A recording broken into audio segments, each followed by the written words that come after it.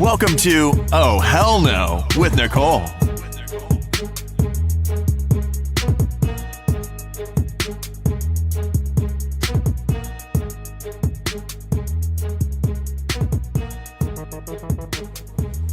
Hey everyone, welcome to another episode of the Oh Hell No podcast. Today we have Dr. Patti Feuereisen. She's a psychologist and an author, and we are going to get to know her and talk to her about her career and her life a little bit. Thank you for being here. Thank you. So I want to start off by asking you, what was your major in college? Okay. My major in college was many years ago. I would say 40 years ago. And I majored in creative arts therapy and special education. Oh, and music therapy. Oh, wow. Okay. So that was my undergraduate. Mm-hmm. Then I did my graduate degree in creative arts therapy. Then I did my PhD in psychology with a specialization in suicidal adolescents. So you always knew that you wanted to work with people in this way? Yes, I did. Always. I was volunteering and playing my guitar when I was about 15 years old in daycare centers. Yeah, I've always been clearly motivated with the direction this way. Yeah. Wow, that's so amazing. So what made you decide to work with sexual abuse survivors? Like now that's what you focus on. What took you into that? Well, I could tell you very clearly what happened. I was working with very, very depressed teenagers, and I then had a baby girl. And I said, my clients that are coming in that are sex abuse survivors are the most incredible girls and women, and they're healing. And I'm going to shift from suicide to sex abuse. And that's how it happened. Because I had been working with sex abuse survivors, but not specializing. And then I just switched my specialization, and that's what I'm doing for a long time. That's amazing. So how do you take care of your own mental health working with people every day who have been hurt or been through traumatic experiences and things like that? Well, let me talk a little bit about what it's like to be a therapist.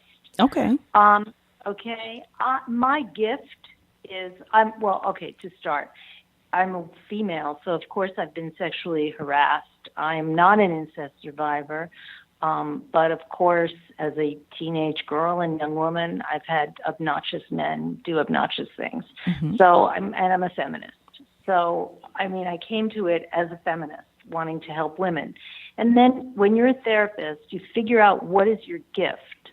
What is the population that you can help without feeling sorry? You can take in trauma without feeling sorry for them. And it's a gift that I have. I can hear about horrible incest and rape, and I do not absorb the trauma. I am able to emit a very healing energy, and that's my gift. For example, I have a friend who is a wonderful psychologist, and she specializes in grief counseling. I couldn't do it. I couldn't sit with someone telling me their kid died. I couldn't. I would be a puddle on the floor. I could not do it.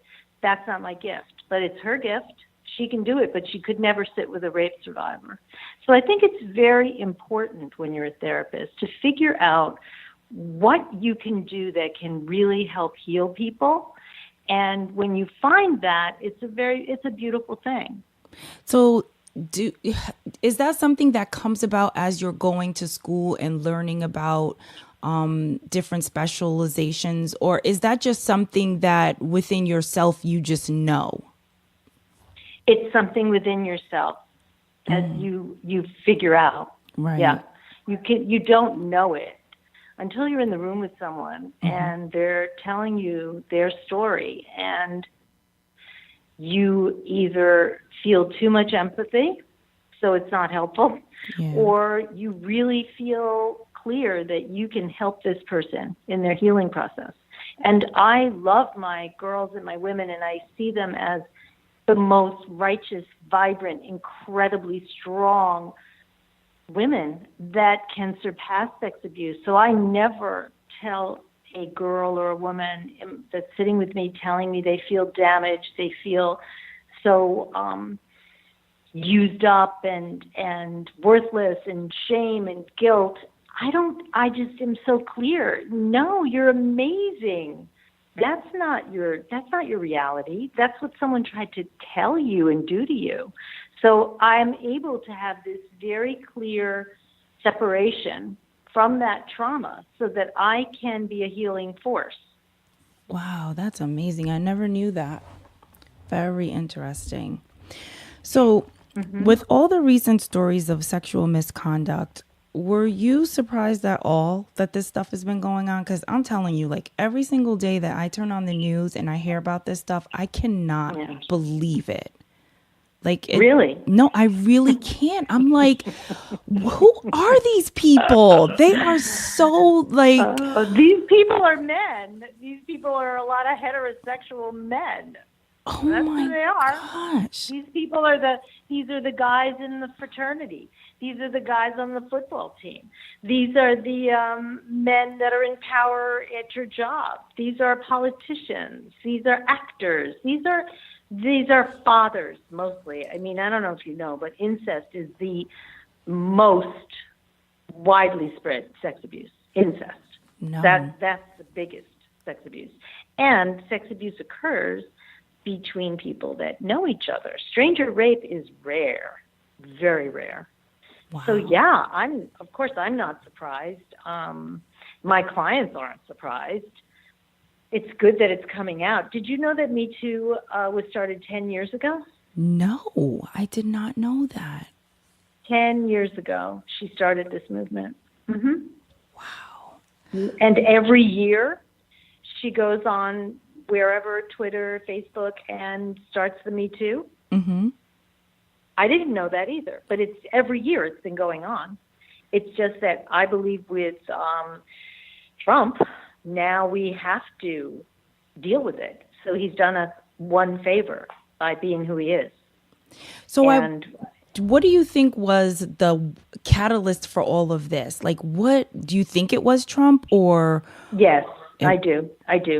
Don't you? I mean, were you able to go to a women's march where you're from? I was in the New York Women's March. It was unbelievable. It was amazing. And I do think that it's that is carrying this new wave of disclosing sexual abuse. Right. No, I wasn't able to go to a women's march, but I did see it, and I thought it was amazing that all these women are getting together and just, using their voices. It's just amazing. I don't know. I'm still like in shock about everything that you just said. It's just like so terrible. So why do you think people wait so long to come forward with these stories about what's happened to them? Even something simple like at work where someone is just being inappropriate all the time. Why do you think they don't immediately say something to HR or whoever? Mm-hmm. Okay, well, why don't we start with some definitions? Is that okay? Sure, the difference absolutely. Okay, so sexual harassment, you're at your job and your superior comes by and he kind of brushes your shoulder and says, looking kind of sexy today. That's sexual harassment. Mm-hmm. You're in a meeting with your superior and you're trying to get your point across. And he's saying, I love that dress you're wearing. That looks fabulous on you. That's sexual harassment. It's not being heard for who you are. Now, let's say you are a single mother, a woman of color. Let's say you are someone who doesn't have a lot of support in your life and you need that job. You live paycheck to paycheck. Right. Do you really think that the system is going to protect you? Mm-hmm. I don't. Yeah. I don't. I think that women are put in positions often where they don't feel like they're going to have success when they report someone. So that's one situation why women don't tell, maybe at work. But I can tell you why girls don't tell about incest. And this might really amaze you. So when a girl is being molested by her father and she's living under the same roof as her mother, 100% of the girls who I work with and who have written me through the years and who I've heard from via email, via text message, they don't tell because they don't want to face their mother's rejection. Wow. A girl would rather be raped by her father for 8 years until she can get out of the house and go to college or go to work than to have to be rejected by her mother. That is horrible. Now, I know I could never do what you do because I could not listen to those stories. Like, it's so sad to me. Right, but it's not sad to me because I know that they can get better. One of my clients, I can tell you a story, okay? So I got contacted. There's a group of girls that would be, because of my book, they would be writing to me via email, and they wrote, and one girl said, we met this girl on Facebook, and she's really brave. She went to her senior year, the last day of school. She went into her, I guess it was her guidance counselor, who was also someone she was very close to, and she told him that her stepfather had been molesting her for about 6 years. And he had to report it because that's what you have to do when you're a professional. So he did report it. And her mother said to her, unless you take this back, you are out. You are on the street. Today, I am changing the locks. Wow. And her mother did. Her mother, who was a church-going, upper-middle-class, Caucasian family in the New England area of outside New York City, professional woman in the community, she literally threw her daughter out. The good story is that this teacher and his family took her in. They became a second family to her. I was called because when her stepfather was only in jail for 2 years, he was coming up on probation. So I went out to, I'll just say where it is, it doesn't matter, to Rhode Island. Mm-hmm. And this gal and I and the mother, there was a couple. So the guidance counselor and his wife took her in, but the guidance counselor said he could not sit through the mail and hear what happened to her. So the mother and myself and the girl went to the court and spoke to the judge and the other lawyers in the chambers and told them, and my girl just was so beautiful, and she spoke up, and they said, okay, normally we would see someone to give him parole. We will not do that. We're not going to do it. So it was very successful because he had to stay in another 6 years. But that's the kind of story. Her mother rejected her completely. Wow. Completely. Yeah, it's horrible. Yeah. That part, I mean, I'm a mother, so I mean, that part just. Exactly. Yeah. Oh my gosh. So do you ever hear stories of men being sexually harassed or abused or anything like that by, someone of the opposite sex? No. Wow. Look at that. Isn't that no, interesting? I mean, 96% of sexual abuse perpetrators are male. Right. And some of them are homosexual males and they abuse boys. Mm-hmm. But no, and it's kind of interesting you asked that question because if you'll listen to some of the very conservative talk shows, Fox News, they'll always find the one crazy teacher that had sex with the 16-year-old boy. Right. And they'll just put that out there as this is the norm. It is not the norm. And men are perpetrators of sexual abuse. Yeah, that's what I thought. But I said, you know what? Let me just ask this question because you never know. and I've got your answer. Yep.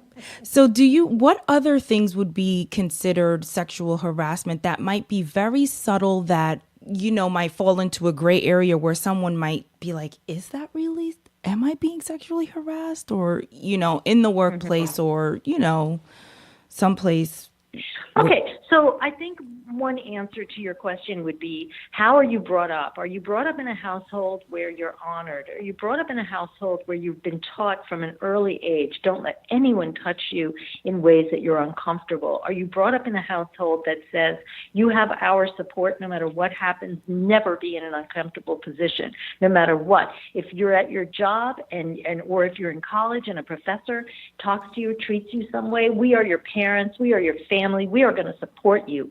It depends. Now, if you're brought up like that and you are a college student and your professor makes you really uncomfortable because he's looking at you and asking you to come to his office alone and he's flirtatious, well, and if you call your parents and you talk to them and you get support from them, then either they're going to advise you drop out of the class or let's go to the administration. But if you're not brought up like that, and if you are, let's say you're an incest survivor and you go off to college and some professor is flirtatious with you, you're not going to feel entitled to say anything. So a lot of what we're hearing now about sexual abuse, we don't know the backstory of a lot of these women. We don't know how were they treated, as growing up, what were they told they deserved in life. So a lot of it has to start now with children in teaching them that they are in charge of their bodies. So I can read to you, because I have a list in my book, because the book starts with emails with questions. Mm-hmm. And this girl said, could you please tell me describing sexual abuse? So I have a list. So touching sexual abuse is having any of your private parts touched, being fondled, being penetrated genitally through intercourse or sodomy, being asked to sit on the lap of an adult and having an adult rub genitals against your skin, having an adult rub against you or touch you in any way that makes you uncomfortable and refusing to stop when asked to, having to watch an adult masturbate, non-touching sexual abuse, being asked to view pornographic materials, having pictures taken of you in sexual poses, being spoken to with sexual intonation. For example, you look like a slut, you must be screwing around, look at your breasts, they look really firm. Being repeatedly walked in on in the bathroom or your bedroom, having an adult repeatedly leave the bathroom door open when they're inside, being asked by an adult if they can check out your breasts and your genitals, being forced into conversations about sex. So that's a lot of descriptions for you. Right. Yes. Thank you for sharing that. So back to what you were saying about the college professor, because this is the question that I have on my list. So I never realized how many women experience sexual assault on a college campus until Lady Gaga did that performance one year at the MTV Awards, I think it was. Yeah. And I could not believe it. So that makes me very nervous and scared because I also have a daughter. I mean, my daughter's only 8, but I can't help but think about the day that she goes to college. So what advice can you give to young women about some of the dangers and things that they should be aware of when they go off to school and now they're, in this big pond with all of these predators because, it's... Well, let's talk about your 8-year-old first, because that's where it starts. Okay? Yes. I'm going to recommend a book to you. It's called Celebrating Girls, and it's by an author named Rutter, R-U-T-T-E-R. I think it's 20 years old at least. It's beautiful, and it's exactly for the age of your daughter. And it talks about how we have to celebrate girls, and we need to teach our girls that their bodies are private and for themselves, and that if anyone ever touches them in a way that they're uncomfortable, even if it's their Uncle Sam, that they need to come and tell mommy and daddy, even if Uncle says, I will hurt your mother, or it's our secret, I need you to do this, this is what's good, this is what you need to be telling your 8-year-old daughter. Yeah, absolutely. This is what you need to be telling your 8-year-old daughter. We need to tell our children from birth, your body is yours. No one's allowed to touch it except mom and the doctor maybe. That's it. And when we teach this to our children and when we bring girls up to believe that they are worthy, we will have safer girls on a college campus. In my book, I actually do talk about certain rape that you can avoid. And that might sound counterintuitive, but most rape at college happens when you are drunk off your ass or stoned or somebody puts something in your drink. Yeah. And when you go off alone. You can protect yourself when you go to college, and you have to have a posse. You have to have a posse of girls and guys that you hang with that are your friends, that are looking out for you, and you're looking out for them.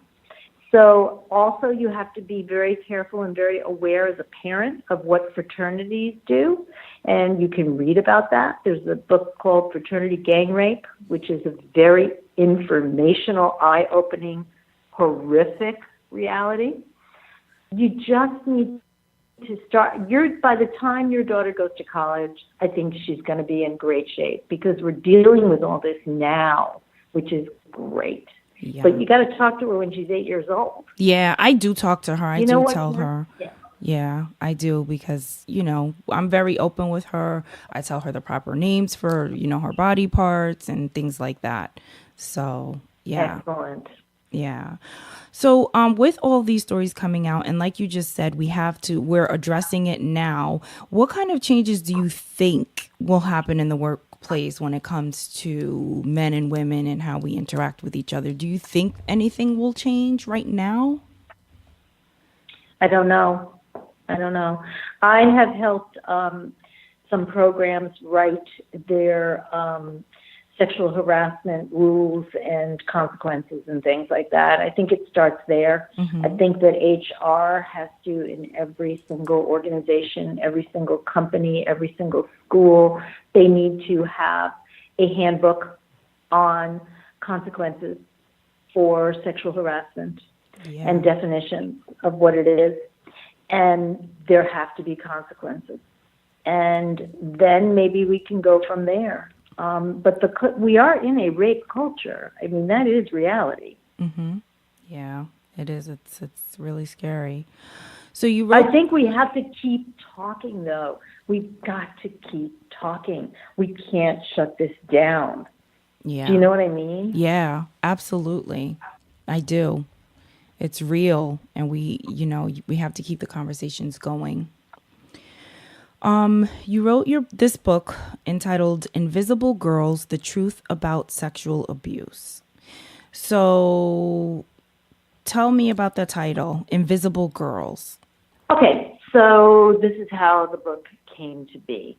I was working with I'm a psychologist in private practice. I'm a feminist psychologist. I only take women and some gay men in my practice. That's it. Okay. And I do a lot of pro bono work with anyone who's sexually abused. If they can't afford my fees, they pay me whatever, $20. So that's how I roll. Now, I was working with a young girl. I live in Brooklyn, New York, and this happened about 2005. I don't know, let's say 15 years ago. She was in my practice, and she was a 16-year-old, and she was a bright, fabulous kid. And she was telling me about when she was in camp each summer, she had been molested by a fellow camper, and she was finally dealing with it. The girl was an activist, and she was talking about this at school. And she went to Edward R. Murrow High School, which is a school that has about 6,000 kids, every single ethnic background you could dream of. It's like a melting pot. It's a great school, excellent high school. So she was telling some kids about her experience, and they were telling about theirs. So she said, you know what, Patti, some of these kids are from cultures where they're not allowed to go into Brooklyn Heights after school, but they really would like a group. Would you be willing to come to our school if I could help organize a group? I said, sure. So she put up signs in the bathroom saying, if you're a sexual abuse survivor, and she gave her contact info.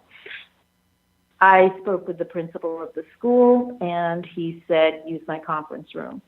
So I did this pro bono work, and we had a sexual abuse survivor group going for about 5 years in the school. And what would happen, one girl would look at another and she would say, wait a minute, you're sexually abused? You came from Croatia and your family there, your father abused you and your parents are, I can't believe it. You're valedictorian. I mean, this is incredible. Another girl looked at another girl and said, you're in my drama class. And they all said, we're invisible. No one knows. We're the invisible girls. No one knows what we've been through. And then they asked if they could put their stories in a book to help other girls. So right on cue, they said, let's change our names to Flowers and Gems. And then they became Pearl and Jasmine and Heather and Daisy. And those were the names that they came up with. They told their stories. I had many clients also. And I put this book together. It took 10 years, and I'm really proud of it. It's such a healing, beautiful piece of work. It's beautiful. And that's how the book came to be, The Invisible Girl. When I wrote the book, I realized I wanted to keep helping girls because I started my website, which is Girl Thrive. Teen girls victoriously survive rape and incest, victoriously emerge. That's what Girl Thrive is. So all the money from the book went to Girl Thrive. A girl would write to me from Texas, and she'd say, I'm a rape survivor, and I've reported the crime, and I'm having panic attacks. And I read the book. It really helped me, and I would love to do yoga. So Girl Thrive sends her money to do yoga. Another girl writes and says, I'm in college and I'm just making it, but I don't have enough money for a lot of my books, and I am an incest survivor, and Invisible Girls helped me so much. We send her money for school books. That's what we do. That's Girl Thrive. Wow. This is the book. That is amazing. It's great. Yeah. Yeah, I love it. Oh my I love that. I love it. And, karmically, things really work out. Because I do not want to fundraise. I do not want to deal with that. But one of my clients I was working with her family, and she's in her 60s. She is an incest survivor, and she didn't talk about it for years, but she's talking about it with me. And she loved the book, and she loved the idea of Girl Thrive, and she's a philanthropist. So she basically kept us going for about, I guess she funded Girl Thrive for at least 10 years. So now I have other people that I work with that have money and donate, and that's how we keep going. We just keep going. That's an amazing program. Can people just donate like randomly? Like, is there a website or something? Yeah. If you go to the website, it's a nonprofit, so it's all tax deductible, any donation, and it's girlthrive.org. And people can donate randomly too. Sure. Awesome. So what is the hardest part of your job for you or your profession?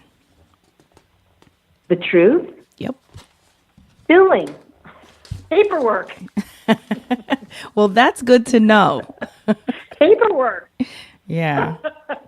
That's the biggest pain in the butt, doing the paperwork. Yeah, no, this is how I breathe this. I mean, this is who I am. This is what I do. I don't need to be credited for it. Different people do different things. I love women. I love helping women. I love working with young women and teenage girls who are just on their journey, and they're figuring things out, and they're ready to heal some trauma and drama in their lives. And I also love working with girls that haven't been sexually abused but have really shitty mothers. Yeah. And they need some nurturing, and they need to be told what they deserve. And, I just love the work. The hardest part is billing and dealing with paperwork and scheduling maybe. But the work itself, if you're on a roll with something, like you're doing the podcast and you love it and that's what you do, so that's what you do. You just do it, right? Yeah, I do. I love it. I love listening to people's journeys and just finding out how they figured it out so that it can help us all figure it out. You know what I mean? So right. So that's what you love to do. That's your calling. So you do it. And you put yourself out there, and if someone said to you, "Isn't that really hard to do?" No, it's probably harder for you not to do it, right? Yeah. I mean, I've just found my passion with this podcast, and it's been a long journey. How did you find it? Because I was just trying to figure out what I'm supposed to be doing with my life. How am I supposed to be contributing to this world? Like, what am I supposed to be doing? It can't just be like going to work as a project manager and coming home every day. Like, there has to be some greater purpose for me. So I started just podcasting, talking about my days and how I'm just trying to find out what my purpose is. And then I realized that I liked talking, but I didn't like talking to myself. So I said, God, I wish I could have people to talk to find out how they discovered their passions and things that motivate them and make them happy. And then I started getting these emails from, like publicists, like, hey, would you like to interview this person? And at first I was really scared because I'm like, nobody's going to want to interview with me. Like, I'm not anybody famous or, no one's going to want to talk to me. And then I just put myself out there and said, you know what? I don't care. I'm just going to take the chance. And I did. And I loved it. And now I'm getting all of these fabulous people doing amazing things, just coming on my podcast and sharing their stories and their journeys. And it's been amazing. So. Well, and you look adorable, the way you look really strong and fun and adorable, like the way you're just kind of leisurely showing yourself on your website. It's great. Yeah, I just want to be like the round the way girl, I'm not like this fancy schmancy glammed up girl. No, I'm just Nicole. I think that's great. Yeah, so I really really love great. It.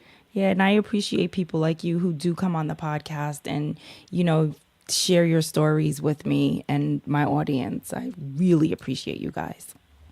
Because you're now a part of my journey, Yes, and some people don't find their gifts until later. I'm working with a gal now who is, how old is she? She's 31. She's worked in advertising and she's been really successful. And she started doing yoga at 30, and now she's taken a course in natural foods and nutrition and Reiki therapy, and she's going to probably, by the time she's 36, she's going to be a Reiki therapist because she just figured it out. A lot of people don't figure it out so fast. Right, and that's what I'm learning. We beat ourselves up a lot, and it's like, you know what? It's a journey, and sometimes it takes a really long time before you get to where you're supposed to be. That's really true. On a personal note, I've been with my husband a really long time. He's an artist and a scholar. And he knew at 6 that he was an artist. Amazing. I knew when I was, I don't know, I actually didn't tell you the very first time I knew was when I was about 8 years old or something. And there was my mother was looking out the kitchen window, and I was a little girl, and there was a woman in a wheelchair, and she couldn't get over the sidewalk. And my mother said, go, help her. And she had cerebral palsy or something, and she couldn't really talk well. And I helped her. And it was that moment I'm like, oh, I like this. Wow. This is great. Whereas normal, a little kid would be kind of freaked out by this person who's trying to speak and, Yeah. So, and then, and I have a daughter who's now, she's going to turn 30, and she's an artist. But, it's kind of hard for her. She's like, great. You both knew exactly what the F you were going to do. Mm-hmm. And here I am figuring it out. Yeah. So she started with, she was pinning bugs and painting them. She went to art school, and then she's a floral designer, and now she's a ceramicist, and she's amazing with clay. So we've given her the opportunity to really figure it out, just do what feels right to you. And my mother always said that to me too. Do what you love in life. Do what you love. So if what you're saying, being a project manager, isn't what you love, but you got to pay the bills. Right. So you found something you love that's totally creative and open, and that's great. Yeah, it really is. And what you did for your daughter is amazing. It really helps when you have parents that, support you trying to figure out who you are and what you Yeah. are happy doing, So I try to do that too with Yes. my daughter. I let her, she also draws and like she's into art right now, but I let her do whatever she wants because I want her Yep. to, explore everything and figure it out so that she's not like Exactly. me, at 40, No, it's like true. trying to You figure, got to give that message. Find what you love to do. Yeah. And many people have to do a day job, and that's okay. But then find something you love. Maybe you love basket weaving. Maybe you love ceramics. Maybe you love plants. Maybe you love arranging flowers. Whatever it is, like make sure that you put that in your life. Right. Yep. It really makes a difference. So I always ask my guest, because this is the Oh Hell No podcast, in our lives, while we're on our journeys trying to figure it out, we have oh hell no moments. So that's why my podcast is called Oh Hell No. Because these moments don't stop. Okay. It doesn't stop the journey, but it happens, but it's a part of our journey. So I want you to share with us an oh hell no moment that you had. It could be with a client. It could be, personal, just something that happened where you were like, oh hell no, this did not just happen. Okay. All right. Let me think about this. Oh, hell no. Okay. I would say generally, anytime that a man tries to mansplain to me or tell me where to be or what to do, oh, hell no. No. That is not. No. That's my oh, hell no. And that's whenever that happens. Yes. Oh, hell no. I love it. Me too. You too. Okay. Yes. Here you go. I'm like that too. So, That's right. oh my gosh. So it was such a pleasure talking to you. You are amazing. Oh, you too. And I love what you're doing. And you're just one of those people that's contributing to this world and making it a better place. Because we have a lot of people that make it really hard, but you're doing the good work. Well, you are too. Thank you. I appreciate So that. let me just say, if anyone is listening that is a sex abuse survivor, that you are not damaged goods. You can have an amazing life. You can thrive. Someone tried to take something from you, but they did not succeed. So you should know that if you are a survivor of sex abuse at any age, that find somebody you trust, or a lot of girls actually call hotlines before they can tell someone. Do whatever you need to do, and you can also go to Girl Thrive, and there's help there, and I email everybody personally that reaches out to me. Awesome. And where can people find your book? Amazon. Okay. Barnes and Noble, bookstores and Amazon. It's easy to find it there. Okay, awesome. Again, thank you so much, Patti. Thank you so much, and I look forward to hearing the interview. Oh, great.